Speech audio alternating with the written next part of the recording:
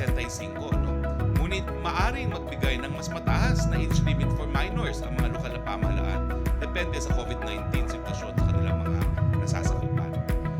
Na-streamline din po ang rules ng intrazonal at interzonal travel. Ano bang pagkakaiba ng interzonal at intrazonal? Ang interzonal movement po ay galaw ng tao, bagay o serbisyo sa mga probinsya at mga lungsod na may ibang community quarantine classification. Samantala, ang intrazonal movement ay ang galaw po ng tao, bagay o serbisyo na may parehas na community qualification. Kaugnay nito, in-update rin po ang listahan ng authorized persons outside the residence or APOR. Kasama na ang returning or repatriated overseas Filipino workers at overseas Filipinos returning to their places of residence at mga taong sumailalim sa quarantine at ngayon ay nagbabalik sa kanilang mga probinsya at kinakailangan bumiyahe at pinayagan naman ng kanilang lokal na pamahalaan.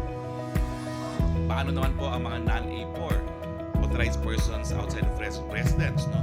Ang interzonal movement at intrazonal movement ay pinapayagan sa mga lugar na nasa GCQ at MGCQ subject sa regulasyon ng lokal na pamahalaan o sa kaso ng Isla ng Boracay subject sa regulasyon ng Boracay Interagency Task Force.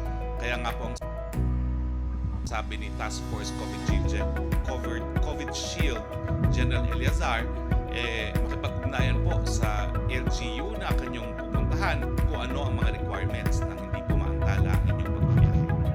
Sa usapin naman po ng curfew, nagsabing IATF sa mga LGU na huwag isama ang mga manggagawa, APORs at necessary establishments sa aplikasyon ng curfew